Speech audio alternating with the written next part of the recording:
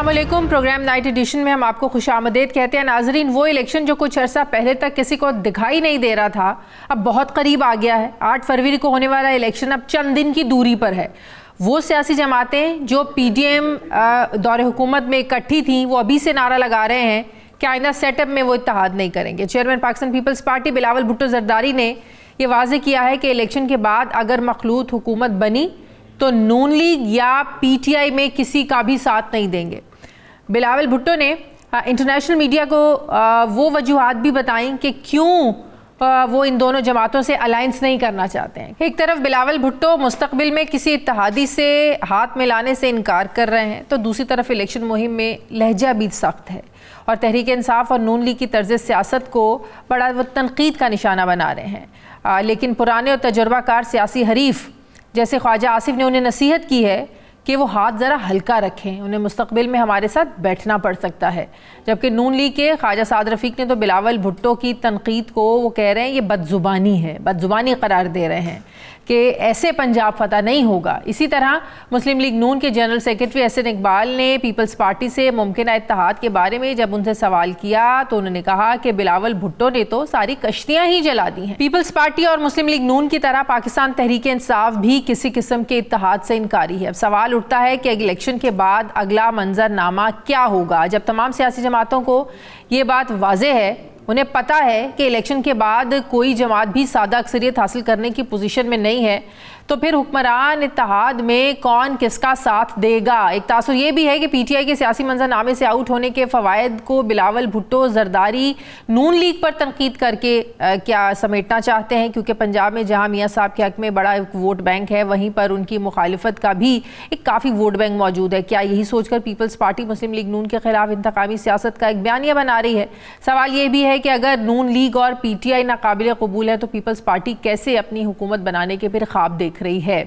क्या इंतखाबी मैदान में मौजूद आज़ाद उम्मीदवारों ने पीपल्स पार्टी को यकीन दहानी कराई है कि वो इलेक्शन जीतकर पीपल्स पार्टी का ही साथ देंगे। मैं बात करूंगी पाकिस्तान पीपल्स पार्टी की सीनियर रहनुमा शर्मिला फारूकी साहिबा। अस्सलाम वालेकुम, बहुत बहुत शुक्रिया शर्मिला साहिबा।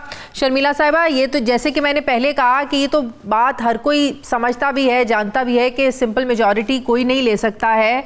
ये बात जरदारी साहब भी कह चुके हैं एक इंटरव्यू में, बारहा वो भी इस बात को वाजे कर चुके हैं कि कोई एक जमात तनहा हुकूमत नहीं बना सकती, ये मुख्तलिफ जमातों का मजमुआ होगा, मखलूत हुकूमत बनेगी। अब इत्तेहाद की भी दो सूरतें हैं ना। अगर पाकिस्तान पीपल्स पार्टी इस पोजीशन में आती है कि उसे चुनने की ज़रूरत पड़े कि उसने किस जमात को साथ लेना है, क्या तब भी नून लीग को आप अपने साथ नहीं बिठाएंगे?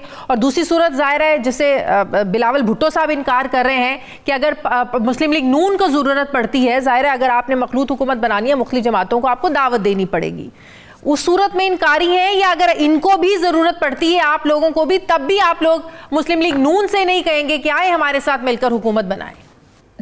जी शुक्रिया शाजिया। देखिए जी, पीपल्स पार्टी में ऑन ग्राउंड रियलिटी भी नजर आई है। हमारे जो जलसे, जुलूस, कॉर्नर मीटिंग्स, वर्कर्स कन्वेंशन हुए, उसमें हमें इतनी पजीराई मिली है कि हम बड़े पुरुमीद हैं कि अवाम बिलावल भुट्टो जरदारी साहब के अवामी मुआशी मुआहदे को जरूर चुनेगी। और जो एक नई सोच की हम बात कर रहे हैं, जिसमें कोई नफरत नहीं है, कोई लड़ाई नहीं है, कोई बंदूक गोली नहीं है, उस सोच से लोग बहुत मुतासिर हुए हैं।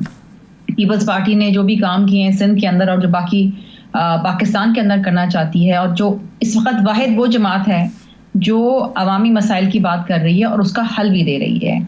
सो we believe and we hope, और इंशाअल्लाह ताला 8 फरवरी के बाद पीपल्स पार्टी इस पोजीशन में आ जाएगी कि वो हुकूमत बनाए।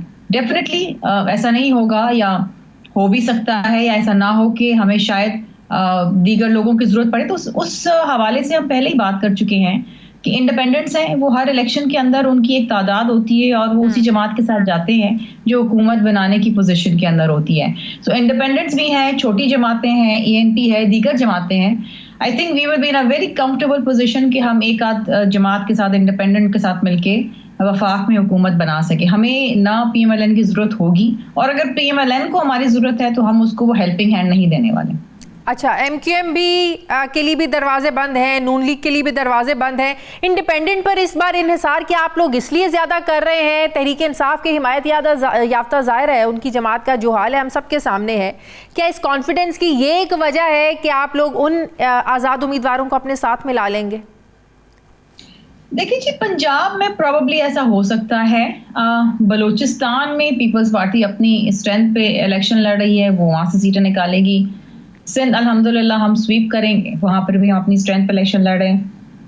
KPK पंजाब में हो सकता है, लेकिन जरूरी नहीं है कि वो सिर्फ PTI के इंडिपेंडेंट्स हो, वो और भी इंडिपेंडेंट्स हैं। अभी अगर आप देखें तो एक बहुत बड़ी तादाद ऐसी इंडिपेंडेंट्स की है जिसका किसी पार्टी से ताल्लुक नहीं है, और हर इलेक्शन के अंदर ये इंडिपेंडेंट्स भी इलेक्शन जीत के आते हैं। सही।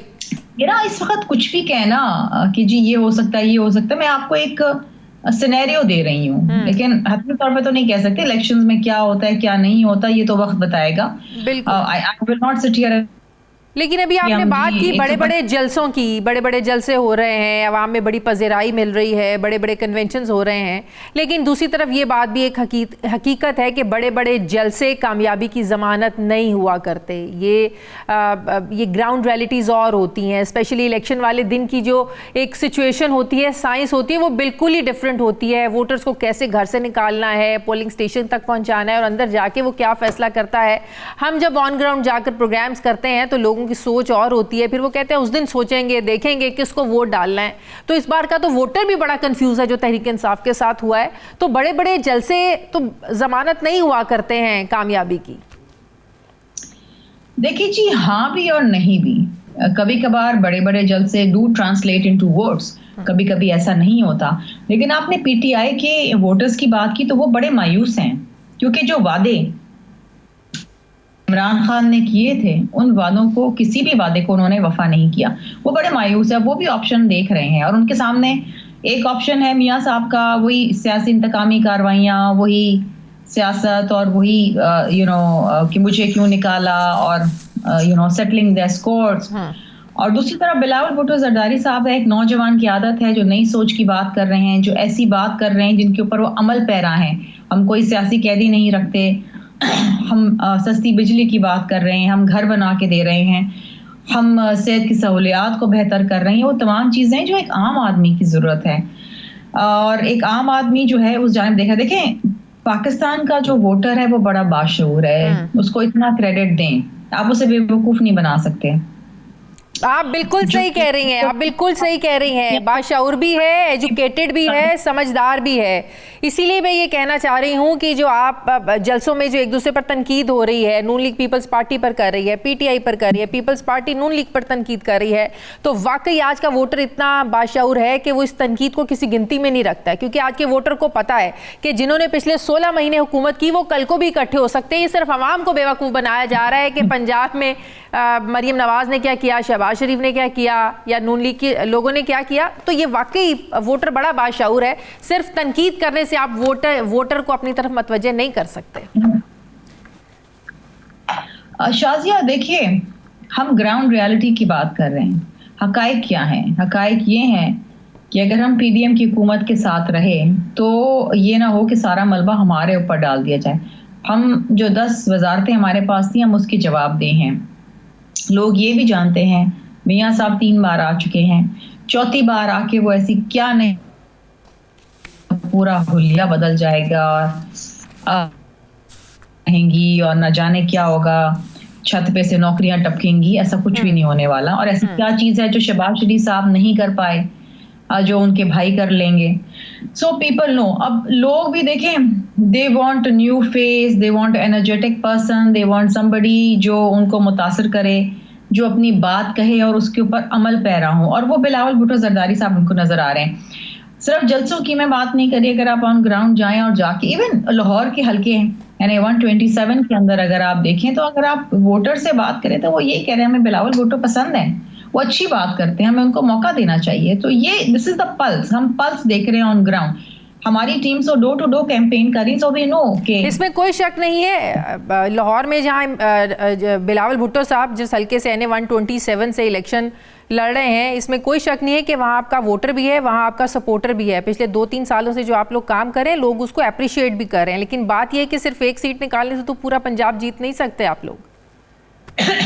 शाजिया, वो एक सीट हमारे लिए एक बेंचमार्क बन जाएगा, और that will be the major revival of Peoples Party in Punjab. हमें हमेशा ये कहा जाता था कि पीपल्स पार्टी पंजाब में क्यों नहीं मेहनत करती है। बिलावल भुट्टो का वहाँ मौजूद होना, वहाँ पर जलसा करना, उस सीट से इलेक्शन लड़ना, उस सीट को जीतना, ये पीपल्स पार्टी की होगी। हमारा जो वोटर है, जो इनहेरेंट वोटर है, वो रिवाइव होगा, और एक सीट से फिर स्काई इज द लिमिट। तो क्या अगर बिलावल भुट्टो जरदारी NA 127 की सीट जीत जाते हैं तो क्या वो ये सीट रखेंगे फिर, अगर पंजाब में और कदम जमाने हैं? आई फील रखेंगे, लेकिन ये फैसला अगेन चेयरमैन साहब का होगा, क्योंकि उस दिन की भी 2 सीटों से इलेक्शन लड़ रहे हैं। That will be his decision. I can not at this point in time tell you कि जी वो क्या करेंगे, लेकिन हम सिर्फ वो एक सीट के ऊपर जो है अपनी पूरी फेथ नहीं रख रहे। बिलावल भुट्टो जरदारी साहब ने पंजाब में भी कैंपेन करी है, पंजाब में भी जलसे किए हैं। वहां पर भी जो हमारे कैंडिडेट्स हैं, कायरा साहब हैं, गिलानी साहब हैं, बहुत सारे लोग हैं, I think they are in a very very comfortable position कि वो सीट्स निकालें। तो एक सीट नहीं है, पंजाब से कई सीटें। अच्छा, इस दफ़ा सिनेरियो इस लिहाज से भी मुख्तलिफ है। 2018 में तो MQM ज़ाहिर है जो हाल आज तहरीक इंसाफ का है, बटी हुई है, इसी तरह MQM भी बटी हुई थी। तो आज हमें एक मजबूत MQM नज़र आती है। सब धड़े जो इकट्ठे थे, अलग थे, अलहदा थे, आज वो इकट्ठे हैं। आज MQM का भी बड़ा जलसा हो रहा है, हर जगह बड़े बड़े MQM भी जलसे कर रही है। तो इस लिहाज से कितना टफ टाइम है पाकिस्तान पीपल्स पार्टी के लिए कराची से सीट्स निकालना, सिंध में अपनी मकबूलियत को बरकरार रखना, ऐसे में जब आज MQM भी एक मजबूत पोजीशन में नज़र आ रही है? देखिए, MQM नो डाउट यूनिफाई हुई है, लेकिन अभी भी उनके अंदर इन फाइटिंग बड़ी है, बड़े डिफरेंट ग्रुप्स बने हुए हैं। जबरदस्ती इकट्ठा कर देना फॉर अ पर्पस का मतलब ये नहीं है कि दिलों की खलिशें खत्म हो गई हैं। वो अभी भी टिकट्स के ऊपर भी इनकी काफी झगड़े हुए हैं, और एक ग्रुप है जो चाह रहा है कि कुछ सीटें कंटेस्ट हों, एक दूसरा ग्रुप है, बहुत सारे ऐसे वेटरन्स हैं जिनको टिकट ही नहीं दिए गए, जो रिवायती तौर पे MQM के बाकायदा वेटरन समझे जाते थे।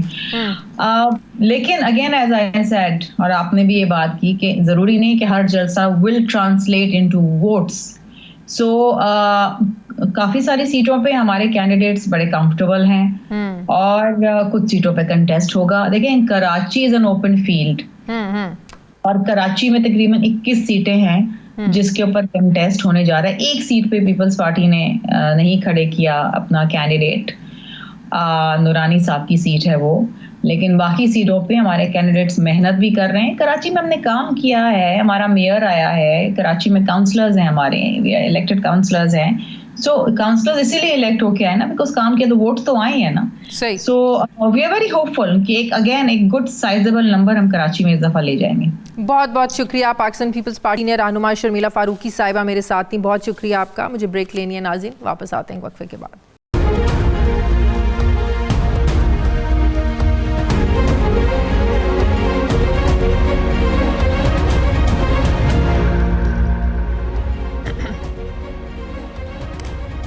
ब्रेक के बाद एक बार फिर से आपको खुशामदीद कहते हैं। नाजरीन, इंतखाबी मुहिम आखिरी हफ्ते में दाखिल हो चुकी है, लेकिन ना तो PTI को लेवल प्लेइंग फील्ड मिली, बल्कि सिर्फ फील्ड भी नहीं ले सके, और ना ही मुस्लिम लीग नून को मकबूल बयानिया मिल सका है। मुस्लिम लीग नून 8 फरवरी के इलेक्शन में पाकिस्तान को नवाज दो के स्लोगन के साथ जा रही है, और साथ ही वोट को इज्जत दो के का जो एक मकबूल बयानिया था इनका, उसकी एक नई तारीफ हमें बताई जा रही है। कुछ दिन पहले एक इंटरव्यू के दौरान मुस्लिम लीग नून के सदर शहबाज शरीफ से वोट को इज्जत दो का सवाल जो है वो पूछा गया, तो उन्होंने पुराने बयानिए को एक नए मायने देते हुए कहानी ही बदल दी। उन्होंने कहा कि वोट को इज्जत देने का मतलब है कि अगर मुझे किसी ने वोट दिया तो मैं उसकी इज्जत और एहतराम करूं।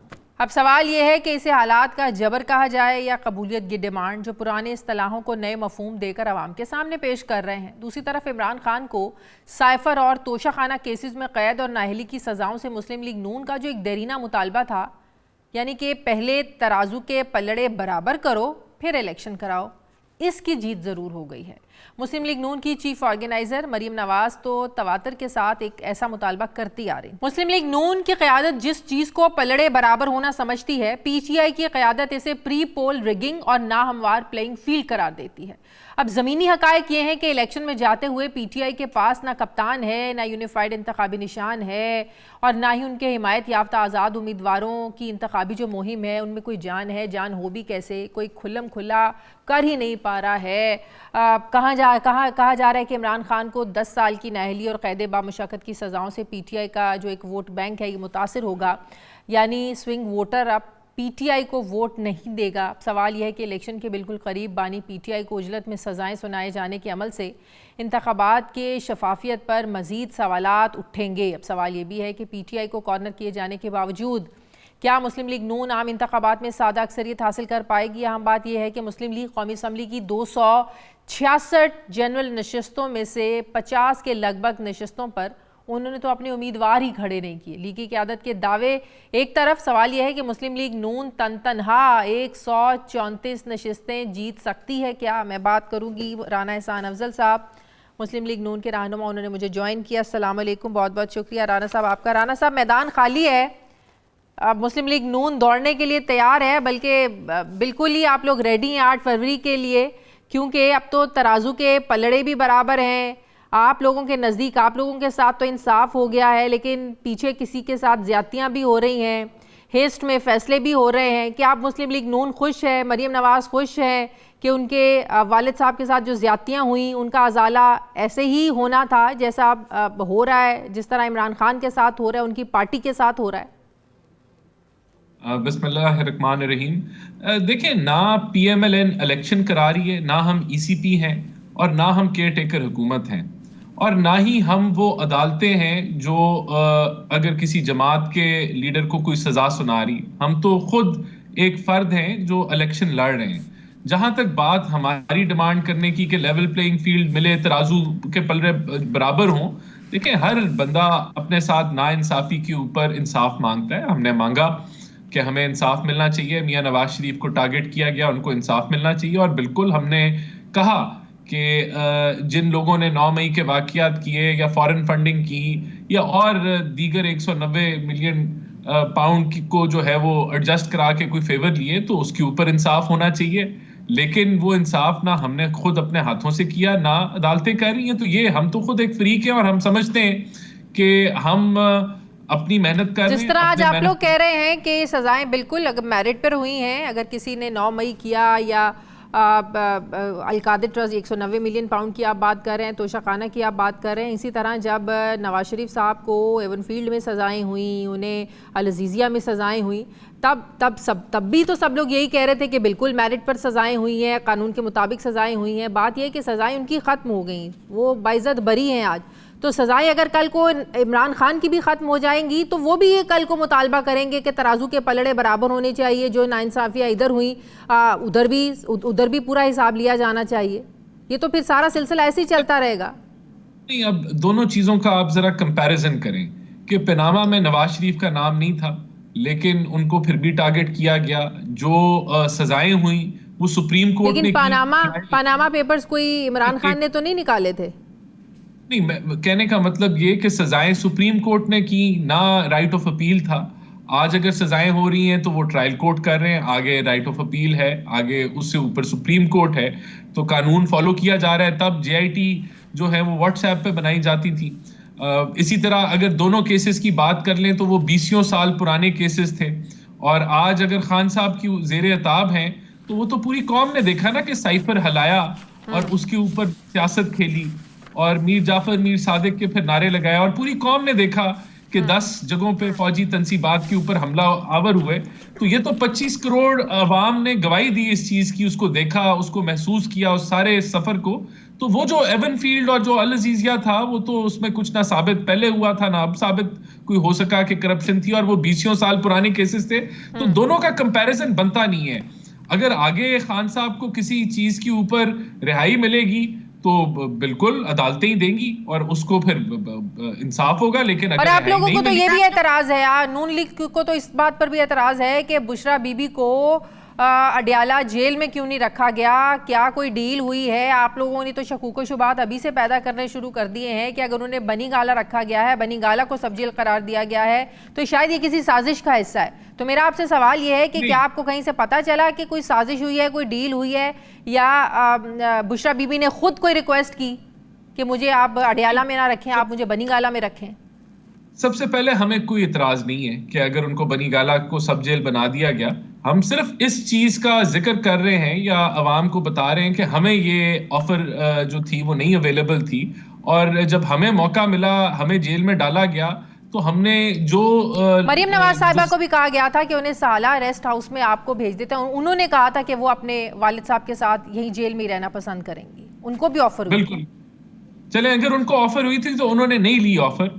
तो ये सिर्फ एक कंपैरिजन जरूर बन जाता है कि हमने इस तरह की कोई फैसिलिटी अवेल नहीं की। अगर उनको मिल रहा है तो हमें कोई इतराज नहीं है। हमने किसी ने इसको प्रोटेस्ट नहीं किया, किसी ने नहीं कहा कि ये गलत है, मिल रहा है तो ठीक है।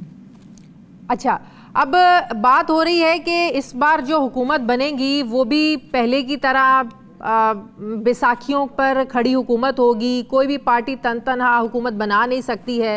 सबसे पहली बात ये तो ये है कि 266 कौमी असम्बली की नशिस्तों में से 50 पर तो आप लोगों ने उम्मीदवार खड़े ही नहीं किए हैं। इसकी क्या वजह है? दूसरा, क्या आप लोग वाकई अब दूसरों के सहारे हुकूमत बनाना नून लीग की मजबूरी बन जाएगी? बनाएंगे, नहीं बनाएंगे, क्या सिचुएशन होगी? क्या पार्टी ने इस हवाले से कोई डिसाइड किया है? क्योंकि 50 में तो आप लोगों ने ऑलरेडी अपने वो खड़े नहीं किए, उम्मीदवार ही खड़े नहीं किए, तो तनहा तो हुकूमत बनाने की पोजीशन में नून लीग भी नहीं है। नहीं, देखें, जहां 50 नहीं खड़े किए, डेफिनेटली वहां हमें जो कैंडिडेट्स मिल रहे होंगे वो उस विनिंग पोजीशन में नहीं होंगे, या हमें नहीं अच्छे कैंडिडेट्स मिले तो हमने वहां टिकट्स जो है वो नहीं दी। लेकिन जहां अगर बात करें पंजाब की, तो 2013 में मैं आपको याद दिला दूं कि पीएमएलएन ने 116 या 119 सीटें जीती थी पंजाब सिर्फ से, नेशनल असेंबली की जनरल सीटें। तो अब क्यों नहीं हम जीत सकते? अब भी हम यही उम्मीद लगाए बैठे हैं कि हम यहाँ पंजाब में 100 से ऊपर सीटें जो हैं वो नेशनल असेंबली की निकालेंगे। हमें केपीके से भी उम्मीद है, और हमें जो है सिंध से और बलूचिस्तान से भी उम्मीद है। तो इंशाल्लाह ताला हम सिंपल मेजॉरिटी की ख्वाहिशमंद हैं, और उसके लिए जद्दोजहद भी कर रहे हैं, अवाम से अपील भी कर रहे हैं। अगर अवाम ने हमारे पे एतमाद किया तो हम वो जरूर अचीव कर सकते हैं। और अगर नहीं किया और टूटी फूटी हुकूमत बनाने के पोजीशन में हुए, उसको मिला ले। पीपल्स पार्टी ने तो इनकार कर दिया है, बिलावल भुट्टो ने तो इनकार कर दिया कि हम जो है ना वो आपका साथ नहीं देंगे अगर आप लोगों को उनकी ज़रूरत पड़ी। क्या करेंगे फिर आप लोग? डेफिनेटली देखें, एक अगर कोalition हुकूमत होती है जिसके पास सिंपल मेजॉरिटी भी ना हो, तो उसके लिए अपना मंशूर जो है वो इम्प्लीमेंट करना फिर बड़ा मुश्किल हो जाता है, और उसमें फिर आपको कोalition पार्टनर्स की भी सुननी पड़ती है। लेकिन हम उम्मीद पे हैं कि अल्लाह ताला और अवाम के वोटों से हम जरूर जो है सिंपल मेजॉरिटी लेंगे, और अगर ऐसा ना हुआ तो फिर उस वक्त जरूर फैसला किया जाएगा कि आगे कैसे बढ़ना है। बहरहाल हम इस कोशिश में हैं कि हम सिंपल मेजॉरिटी। तो क्या ये बात दुरुस्त है कि अगर सिंपल मेजॉरिटी बनती है तो ही नवाज शरीफ साहब जो हैं वो वजीर आजम बनेंगे, नहीं तो वो अपने भाई शहबाज शरीफ साहब के सुपुर्द कर देंगे? क्योंकि मियां नवाज शरीफ साहब मुकम्मल एक गिरफ्त चाहते हैं सिस्टम पर, वो नहीं चाहते हैं कि बैसाखियों के सहारे बनी हुकूमत के वो प्राइम मिनिस्टर बने। क्या ये बात दुरुस्त है? अभी तो एक ही प्लान है, और वो प्लान ये है कि मियां नवाज शरीफ चौथी दफा वजीर आजम बनेंगे इंशाल्लाह। और अगर जो है कोalition भी हुई तब भी यही हमारा प्लान है। इस तरह अगर कोई चेंज हुआ है इसमें तो पार्टी जरूर अनाउंस करेगी, लेकिन ऐसी कोई अभी हमारी प्लानिंग नहीं है। मियां नवाज शरीफ हमारे कैंडिडेट हैं वजीर आजम के। वजीर आजम के कैंडिडेट मियां नवाज शरीफ हैं। पंजाब के वजारत आला का कैंडिडेट कौन है? पार्टी ने इसके ऊपर अभी हतमी फैसला नहीं किया। जब पार्टी इस पे हतमी फैसला करेगी तो जरूर इसके ऊपर अनाउंसमेंट होगी कि वजीर आला का कैंडिडेट कौन है। अभी तक मियां नवाज शरीफ ने इसके ऊपर फाइनल डिसीजन नहीं लिया। सही। पाकिस्तान पीपल्स पार्टी के बारे में आप लोगों की भी यही सोच है जो बिलावल भुट्टो की सोच है कि वो आप लोगों के साथ आप इत्तेहाद नहीं करना चाहते हैं, क्या मुस्लिम लीग नून की भी अब यही सोच है कि अब पीपल्स पार्टी को अपने साथ नहीं मिलाना? देखिए, हम इस किसी चीज को रद्द नहीं करते कि ऐसा मुमकिन ही नहीं होगा। ना हमारा पीपल्स पार्टी के खिलाफ कोई हमने बहुत कोई कीचड़ उछालने वाली सियासत की है, लेकिन ये जरूर हम समझते हैं कि एक स्ट्रांग ऑपोजिशन होना जमहूरी निज़ाम के लिए बड़ा जरूरी है, और ये रोल भी बड़ा अहम रोल है।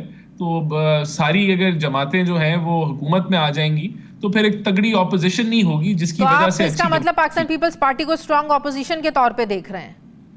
बिल्कुल, हम पीपल्स पार्टी को एक अच्छी ऑपोजिशन के तौर पे देख रहे हैं। बहुत शुक्रिया राना एहसान अफजल साहब, बहुत शुक्रिया आपका। मुझे ब्रेक लेनी है, वापस आते हैं एक वक्फे के बाद।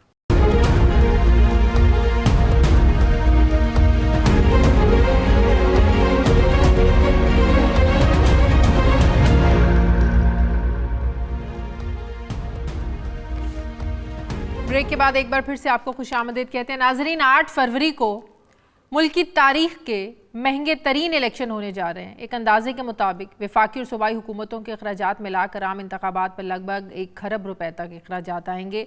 सवाल यह है कि इतने महंगे इलेक्शंस भी हों और उसके बावजूद भी अगर इलेक्शन की शफाफियत पर सवाल उठते हैं तो क्या फ़ायदा ऐसे इलेक्शंस का। सवाल ये भी है कि इलेक्शन साफ़ और शफाफ बनाने के लिए इलेक्शन कमीशन के ज़िम्मे जो तैयारियां थीं क्या वो मुकम्मल हो गई हैं? ऐसे कौन से इंतखाबी मराहिल हैं जो अभी भी इलेक्शन कमीशन के लिए चैलेंज बने हुए हैं, जैसे कि पोलिंग डे पर इंटरनेट की बंदिश की अफवाहें गर्दिश कर रही हैं, जिस पर चीफ इलेक्शन कमिश्नर को ये क्लियर करना पड़ा कि ऐसी फ़िलहाल कोई तजवीज़ ज़ेर गौर नहीं है। लेकिन ये सवाल तो अपनी जगह मौजूद है कि अगर किसी वजह से हुकूमत हसास इलाकों में इंटरनेट को बंद करती है तो वहाँ इलेक्शन कमीशन कैसे अपनी वर्किंग को मुकम्मल करेगा? इंटरनेट की बंदिश से जो इलेक्शन की शफाफियत पर सवाल उठेंगे, उन सवालों के जवाब कौन देगा? दूसरी तरफ आम इंतखाबात से पहले वोटिंग टर्नआउट कम रहने का इम्कान भी जाहिर किया जा रहा है, जिसकी दो वजूहात बताई जा रही हैं। पहली वजह ये कि KPK और बलूचिस्तान में सिक्योरिटी मसाइल अभी तक मुकम्मल तौर पर दूर हो नहीं सके हैं, इलेक्शन सर पर आ गए हैं। सिक्योरिटी इश्यूज़ की वजह से जहां सियासी जमातों का KP और बलूचिस्तान में इंतखाबी मुहिम चलाने में मुश्किलात का सामना है, वहीं इसका नतीजा पोलिंग डे पर लोगों की अदम दिलचस्पी की सूरत में निकल सकता है। दूसरी वजह है कि इंतखाबी मैदान में मौजूद PTI के लेवल प्लेइंग फील्ड के शिकवे बदस्तूर अपनी जगह कायम है। तो ऐसे में इलेक्शन से चंद दिन पहले बानी PTI को 2 मुकदमात में 24 साल की कैद की सज़ा सुना दी गई है, जिसके बाद ये खदशा है कि इन सज़ाओं के रद्द-ए-अमल में वोटिंग टर्नआउट कम तवक्को से कम हो सकता है, क्योंकि बानी PTI को मिलने वाली सज़ाओं पर PTI का जो हामी वोटर है, सपोर्टर है, ये उदास भी है, दिल बर्दाश्ता भी है, जिस वजह से वो सियासी और इंतखाबी अमल से लाताल्लुकी का इजहार कर सकता है। अब सवाल ये है कि अगर वाकई वोटिंग टर्नआउट कम रहा तो इसके इलेक्शन की शफाफियत पर क्या असरात मुरतब हो सकते हैं? क्या चंद दिन की दूरी पर खड़े इलेक्शन के हवाले से इलेक्शन कमीशन अपनी तमाम तैयारियां मुकम्मल कर चुका है? मैं बात करूंगी, मुझे ज्वाइन कर रहे हैं साबिक secretary election commission Kanwar Dilshad साहब। अस्सलाम वालेकुम, बहुत बहुत शुक्रिया कंवर दिलशाद साहब आपका। कंवर दिलशाद साहब, ये बात तो बड़ी खुश आइंद है, बड़ी ज़बरदस्त बात है कि सिक्योरिटी इश्यूज़ के बावजूद इलेक्शन कमीशन और हमारे जो इदारे हैं, सिक्योरिटी फोर्सेस हैं, ये बिल्कुल यकसू हैं कि हर हालात में जो है वो इलेक्शंस होंगे और वक्त पर ही होंगे। जो शरपसंद अनासर हैं उनसे भरपूर तरीके से निपटा जाएगा। ये बड़ी ज़बरदस्त चीज़ है, बड़ी पजीराई मिलती है इस चीज़ को। अब बात यह है कि आप समझते हैं कि पाकिस्तान की तारीख का ये ऐसा अनोखा इलेक्शन होने जा रहा है जिसका रिज़ल्ट वाज़े है, जिसका नतीजा आने से पहले ही समझ आ गई है लोगों को कि क्या नतीजा आएगा एक पार्टी को आउट करने के बाद। तो आप नहीं समझते कि इतना पैसा खर्च होने के बावजूद भी अगर इलेक्शन की शफाफियत पर सवाल उठें और ऐसे इलेक्शन जिसके नताइज पहले ही पता हों तो फिर क्या मकसद रह जाता है ऐसे इलेक्शंस का? ये बात दुरुस्त है। आपका इंट्रोडक्शन रिमार्क्स में आपने सारी बातें सियाको सबाक के हवाले से बात कर दी है, और मैंने इसी पॉइंट ऑफ व्यू से मैंने कॉलम लिखा था कि ये जो सूरत हाल पैदा हो गई है, सिक्योरिटी ठीक है कि हमारे हर इंतखाबात के मौके पर सिक्योरिटी इसी तरह इंतजाम किए जाते हैं जैसे अब इंतजाम किए गए, लेकिन अब इस दफा ऐसा हो रहा है कि बलूचिस्तान में और KP में के हालात ठीक नहीं है। वहाँ ऐसा नजर ना आ रहा है कि जब पोलिंग स्टेशन के इर्द गिर्द कोई धमाके हो गए या कोई तकरीबी कार्रवाई हो गई तो वोटर्स में खौफ और हरास पैदा हो जाएगा और वोटर्स घरों से बाहर निकलेगा। इस असल मसला ये है कि वोटर का महसूस करेगा कि हमारी एक बड़ी अहम बात होती है, जो हसास तरीन जो बनते हैं ना ये पोलिंग स्टेशन, ये हमारे सियासतदानों को तो इदराक ही नहीं है ना। वो एहसास तरीन, फिर एहसास, फिर नॉर्मल, ये दुनिया की किसी जमहूरी मुल्क में इस तरह की 3 कैटेगरी नहीं होती। हसास तरीन, हसास और नॉर्मल। जो हसास तरीन पोलिंग स्टेशन है वहाँ का टर्नआउट बहुत कम होगा। वो इसलिए टर्नआउट कम होता है कि लोग वहाँ अवॉइड करेंगे जाने में, गुरेज करेंगे। और ये ज्यादा सिचुएशन केपी और बलूचिस्तान में हो सकती है। ये बहुत ज्यादा सख्ती होगी, आइडेंटिटी कार्ड चेक की जाएगी, जमा तलाशी की जाएगी। जैसे कि आप PI में सफर करते हैं तो जिस अंदाज से गुजरते हैं सिक्योरिटी के मरहले से, उसी तरह से जो गुजरेंगे तो लोग गुरेज करेंगे। उससे वहाँ ये हमने तजुर्बा करके देखा है कि जहाँ हसास तरीन पोलिंग स्टेशन होते हैं वहाँ वोटर टर्नआउट बहुत कम होता है। लेकिन अब चूंकि तहरीक इंसाफ जो है बड़ी गहरी गर्दाब में फंसी हुई है, तो उनके वोटर महसूस करेंगे कि हमारे लीडर को तो 24 साल की सजा हो चुकी है, 10 साल की नाइल भी हो चुके हैं, जो उनके बाकी जो आजाद उम्मीदवार हैं उनका कोई पता नहीं है, किस पार्टी में जाएं, हॉर्स ट्रेडिंग खुल जाएगी, तो लोगों के अंदर वोट देने का जो जज्बा होता है ना, जैसे चलाई वो कम हो जाएगा। तो हमारा पॉइंट ऑफ व्यू ये है कि मौका ये 35-36% ज्यादा जो है ये टर्नआउट नहीं होगा, लेकिन इससे कोई फर्क नहीं पड़ेगा। बांग्लादेश में 40% आउट हुआ, कोई फर्क नहीं पड़ा, इलेक्शन हो गया, हल्फ उठा लिया। इसमें सबसे बड़ा अहम किरदार जो होगा, तो इसका मतलब है ये बात तो फिर दुरुस्त हुई ना कि मौजूदा हालात को मद्देनजर रखते हुए एक तो टर्नआउट कम होगा और दूसरा सबको पता है कि 8 फरवरी को नतीजा क्या आना है। आप जितना मर्जी अरेंजमेंट्स कर लें, जितना मर्जी आप अपनी तरफ से शफाफियत की बातें कर लें, सबको पता है नतीजा क्या होगा।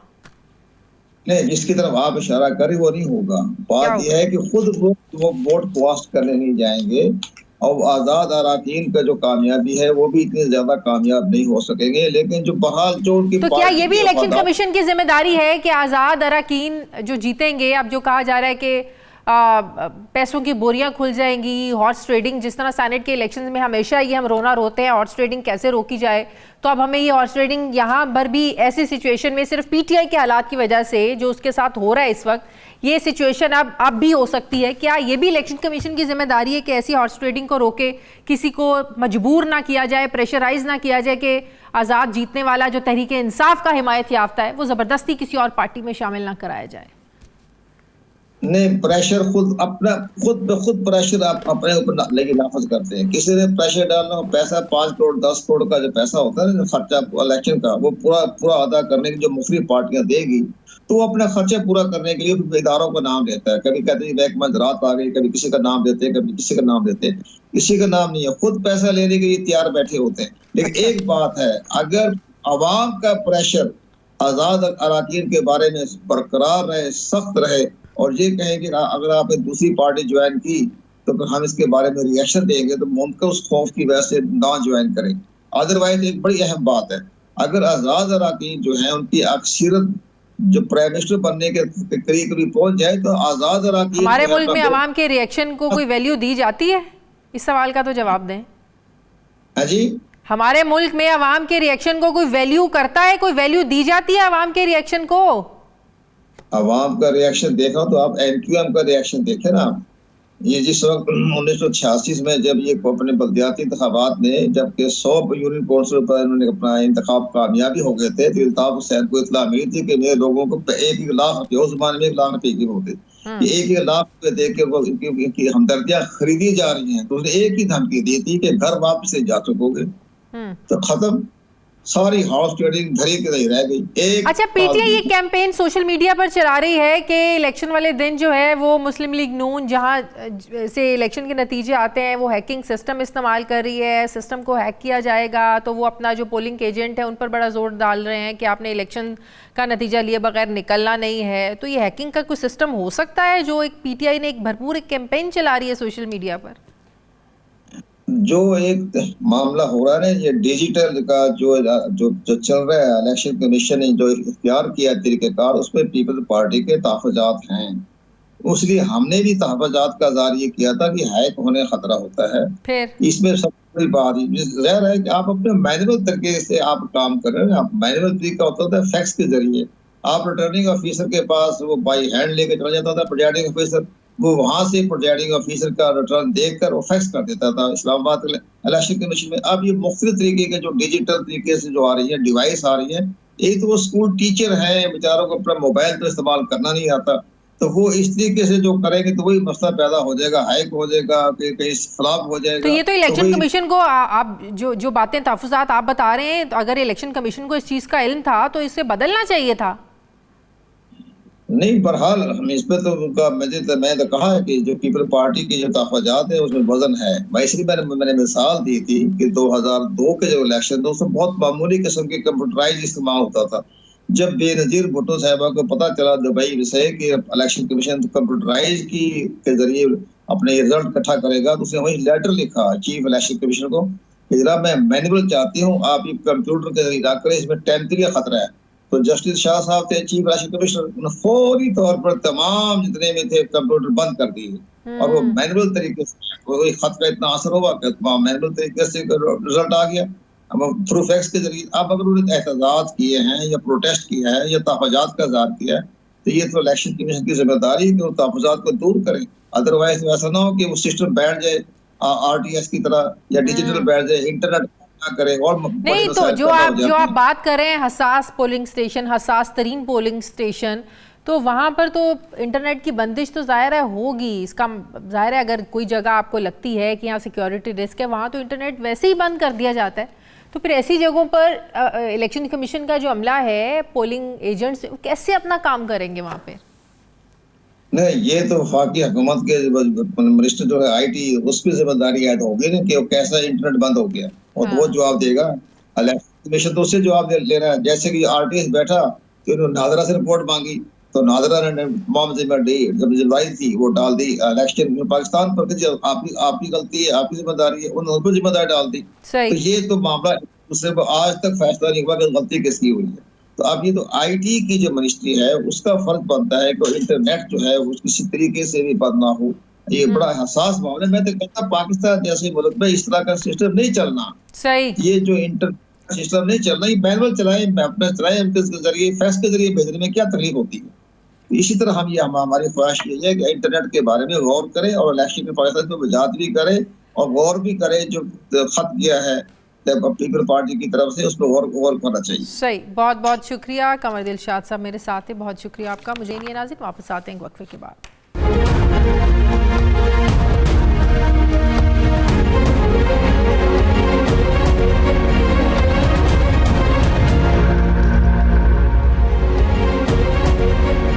ब्रेक के बाद एक बार फिर से आपको खुशामदीद कहते हैं नाजरीन। अभी साइफर केस में बानी PTI इमरान खान और साबिक वज़ीर ख़ारजा शाह महमूद कुरैशी को 10 साल क़ैद बामुशक्क़त सज़ा की स्याही अभी ये खुश्क नहीं हुई थी कि 24 घंटों के अंदर अंदर एक और फैसला आया कि तोशाखाना केस में भी इमरान खान और उनकी अहलिया बुशरा बीबी को 14 क़ैद बामुशक्क़त लगभग 1.5 अरब रुपए जुर्माने के साथ बानी PTI को 10 साल के लिए नाअहल भी किया गया। यही नहीं, अभी इद्दत में निकाह और अल-कादिर ट्रस्ट केसेस के फैसले भी पाइपलाइन में हैं जिनमें इमरान खान को मज़ीद सज़ाओं का सामना करना पड़ सकता है। एक तरफ इमरान खान को दी जाने वाली सज़ाओं के हवाले से फेयर ट्रायल पर सवालात उठ रहे हैं, तो दूसरी तरफ इलेक्शन से चंद रोज़ पहले इन सज़ाओं की टाइमिंग्स पर भी बहुत ज़्यादा सवालात उठ रहे हैं। अहम बात यह है कि साइफर केस ट्रायल के हतमी मरहले पर बानी PTI और शाह महमूद कुरैशी को अपने ज़ाती वकला के ज़रिए हक़ दिफा भी नहीं दिया गया। PTI क़यादत का मौक़िफ़ है कि सिर्फ 2 दिन में 17 गवाहों पर जरा मुकम्मल की गई और उजलत में शाह महमूद कुरैशी का 342 का बयान लिए बगैर फ़ैसला सुनाया गया। वाज़ेह है कि फ़ैसले से पहले 342 का बयान रिकॉर्ड करना ये मुल्ज़िम का बुनियादी हक़ समझा जाता है। अब तोशाखाना केस का फैसला भी बज़ाहिर जल्दी में सुनाया गया है। बानी PTI के हवाले से रिपोर्ट किया गया है कि उन्हें सिर्फ हाजिरी लगाने के लिए बुलाया गया था। एहतसाब अदालत के जज मोहम्मद बशीर ने पूछा कि क्या आपने 342 का बयान जमा करवाया है, जिस पर बानी PTI ने जवाब दिया कि उन्होंने बयान तैयार कर लिया है, उनके वकला जब आएंगे तो वो बयान जमा कराएंगे, आपको इतनी जल्दी क्यों है। ताहम अदालत ने कहा कि बयान जमा करवा दें, बाद में वकला के आने पर रद्दोबदल किया जा सकता है। उसी दौरान इमरान खान अपने कमरे में चले गए, जिसके बाद जज मोहम्मद बशीर ने बानी PTI और उनकी अहलिया को सज़ाओं का फ़ैसला सुना दिया जब वो वापस नहीं आए। सवाल यह है कि इलेक्शन से चंद दिन पहले बानी पीटीआई के खिलाफ सख्त फैसलों का मतलब इलेक्शन पर असरअंदाज होने की कोशिश तो नहीं। ये भी कहा जा रहा है कि उजलत में फैसलों का मकसद इमरान खान को माली और इखलाकी तौर पर करप्ट साबित करना है। सवाल ये है कि क्या उजलत में किए गए फैसले ये अदालतों में ठहर पाएंगे? ज़ाहिर है अपील का हक भी है, तो क्या मुस्तकबिल है इन फैसलों का? मैं बात करूँगी। मुझे ज्वाइन कर रहे हैं हसन रज़ा पाशा साहब, सीनियर कानूनदान है। अस्सलाम वालेकुम, बहुत बहुत शुक्रिया हसन साहब आपका।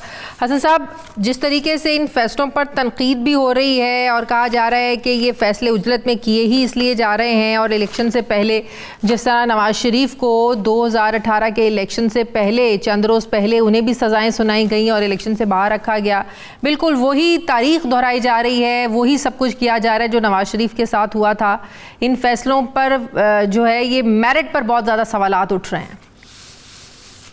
जी बिल्कुल, आपकी बात किसी हद तक दुरुस्त है कि जब क्रिमिनल प्रोसीजर कोड के तहत किसी भी केस का ट्रायल होता है तो उसका बाकायदा एक प्रोसीजर किया जाता है। पहले फर्ज जुर्म आयद होती है, फिर उसके बाद एविडेंस होती है, उसके बाद 342 की स्टेटमेंट होती है। और 342 की स्टेटमेंट इसलिए भी ज़रूरी होती है कि उसमें पूछा जाता है कि क्या आप शहादत सफाई देना चाहते हैं। लेकिन अदालत तो पूछती रही 342 का बयान लेने के लिए कि आपने लिखा है, इमरान खान ने कहा कि मैंने लिखा है, मेरे वकील आएंगे। अब आपको नहीं लगता कि वकला पर भी बड़े सवालात उठाए जा रहे हैं? वकला अपनी टिकटें लेकर अपने उसमें मसरूफ हो गए, इलेक्शन लड़ने में उन्हें केसेस कोई फिक्र ही नहीं।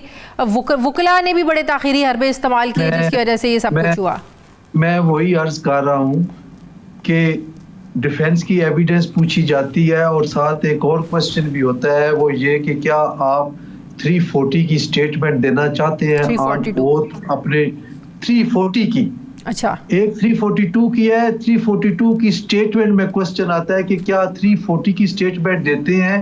340 की स्टेटमेंट वो होती है जो मुल्ज़म खुद ऑन ओथ स्टेटमेंट देता है और उस पे जिरा भी होती है। सही, उमूमन नहीं देते, लेकिन अगर कोई कह दे तो फिर वो एविडेंस लेनी पड़ती है। सही। अब आते हैं जरा वकला की तरफ। ये क्वेश्चन आपका बड़ा इंपॉर्टेंट है। उसमें आप देखें कि जब तक ख्वाजा हारिस साहब लीड कर रहे थे वकला के पैनल को, तो उस वक्त तक हर चीज़ बड़ी ठीक जा रही थी और वो केस के पैरामीटर्स और उस फाइल के अंदर रहते हुए सारा काम करते थे। और शायद उनका पैरवी करने से इनकार भी यही रीज़न बनी कि जब मुख्तलिफ किस्म के वकला उस बेड़े में शामिल होते रहे और वो अपनी अपनी बोलियां बोलते रहे, जिसकी वजह से ख्वाजा हारिस साहब ने माजरत कर ली और वो छोड़ गए। उसके बाद आपने देखा कि मुख्तलिफ पैनल बने और बाहर जब जेल से बाहर आते थे, अदालत से बाहर आते थे, तो हर कोई अलग अलग बोलियां बोल रहा होता था, अपना अपना डिफेंस। और कोई तर्जमान बना हुआ है, कोई लीडिंग कौंसल बना हुआ है, कोई कुछ बना हुआ है। और अंदर मेरे एक दोस्त गया, उसने बताया, एक दिन हेयरिंग उसने सुनी तो उसने कहा कि केस पे कम बात होती है और अपने चेयरमैन को खुश करने के लिए सियासी तकरीरें वहाँ होती हैं। अदालतों ने तकरीरें नहीं सुननी होती, अदालत सुनती है केस और दलाइल, उस दलीलें और उस पे कानूनी जो सारा मामलात होते हैं। और जब वो ही ना हो और एड़ी चोटी का जोर लगाया जा रहा है खुशनुदी के लिए कि हमें देख रहे हैं चेयरमैन और मैं जो मुझसे पहले बोल चुके हैं उससे मैं और बेहतर बोलूं, तो ये जो एक ऐसा मुकाबला बाजी थी जिसकी वजह से उनकी तवज्जो असल केस से हट गई और अपनी सेल्फ प्रोजेक्शन की तरफ आ गए। अब सेल्फ प्रोजेक्शन जब होती है और गैलरी शो होता है तो उसका इम्पैक्ट वो नहीं पड़ता अदालत पे जो असल में केस अच्छा, अब कहने वाले ये भी कह रहे हैं कि अगर नवाज शरीफ की सजाएं खत्म हो सकती हैं, वो बरी हो सकते हैं, तो इमरान खान की सजाएं भी खत्म हो सकती हैं आने वाले वक्त में। जी बिल्कुल, ऐसे प्रोसीजर डिफेक्ट मौजूद है। मैंने तो परसों भी 2-3 प्रोग्राम से ये बात की थी कि देखना ये है कि क्या जज बशीर अहमद साहब ने इमरान खान साहब की फेवर की है या उनकी मुखालफत की है। ऐसे डिफेक्ट रख दिए गए हैं कि लूपहोल्स छोड़े गए हैं। ये खुद छोड़े गए हैं अपने स्टेज पे, उसका बेनिफिट अल्टीमेटली इनको मिल रहा है। सही, लेकिन इद्दत ने कहा केस इस पर भी चल रहा है, इस पर भी प्रोसीडिंग्स चल रही हैं, फिर 190 मिलियन पाउंड केस, इसका भी फैसला है। इस बारे में आपको क्या लगता है कि इसमें भी जो वकला हैं इमरान खान के, वो भी बहुत सुस्ती भी, उन्होंने हर मामले में हर केस में सुस्ती दिखाई है, जिसकी वजह से ये दोनों केसेस भी जो हैं वो इमरान खान के लिए दर्द-ए-सर बन सकते हैं? देखिए 190 बिलियन पाउंड वाला जो केस है वो वाकई बड़ा सीरियस केस है। हाँ। उसको इतना लाइट नहीं लेना चाहिए, उसकी बड़ी एविडेंशियल वैल्यू है। इनके अपने कैबिनेट के मिनिस्टर्स इनके खिलाफ स्टेटमेंट्स दे चुके हैं और पब्लिकली एक चीज ये फील की जा रही है कि ये केस बाकी केसेस से ज्यादा मजबूत नजर आ रहा है। जहां तक इद्दत का निकाह वाली बात है, मैं इसको इतना वजन नहीं देता, ना मैं इस पे कोई कमेंट करना चाहता हूँ। ये जाती बातें हैं, छोटी छोटी बातें हैं, इन पे मैं कोई कमेंट नहीं करता। अच्छा, इंट्रा पार्टी इलेक्शन 5 फरवरी को होने थे, आज अचानक से पार्टी ने बिल्कुल फैसला किया कि अब हम वो इसको नहीं फिलहाल करेंगे। अगर ये पहले कर लेते तो क्या ये तहरीक इंसाफ के लिए आसान होता कि जो इनके हिमायत याफ्ता आज़ाद उम्मीदवार हैं वो बाद में तहरीक इंसाफ में शामिल हो सकते हैं? देखिए मैं अभी कुछ दोस्तों के साथ डिस्कशन हो रही थी और मैं तो ये कह रहा था कि शायद कोई पीटीआई की सेटलमेंट हो गई है। अच्छा, सेटलमेंट हो गई है, क्योंकि 5 फरवरी को जिस बुनियाद पे ये इलेक्शन करवाना जा रहे थे वो बड़ा इंपॉर्टेंट चीज थी कि 8 के बाद 3 दिन सिर्फ मिलने हैं आजाद उम्मीदवारान को किसी पार्टी में शामिल होने का। और अगर ये 5 फरवरी को इलेक्शन करवा देते तो फिर पीटीआई में वो लोग शामिल हो सकते थे, लेकिन वो अब नहीं शामिल हो सकेंगे पीटीआई में। और इस तरह से पीटीआई को माइनॉरिटी और जो तो पीटीआई का ये गलत फैसला है फिर इंतखाबात ना करवाने का। मेरा तो ख्याल है कि कोई सेटलमेंट हो गई है जिसकी वजह से बुशरा बीबी भी वहां चली गई, वहां पे बनी गाला में, शायद कुछ अरसे तक ये भी चले जाएं और मामला जो है वो सेटल डाउन हो जाए। मुझे तो ऐसा लग रहा है। बहुत शुक्रिया हसन रजा साहब मेरे साथ। बहुत प्रोग्राम का वक्त खत्म हो गया। फीडबैक जरूर दें, अपना ख्याल रखें, मुझे इजाजत दें, अल्लाह हाफिज।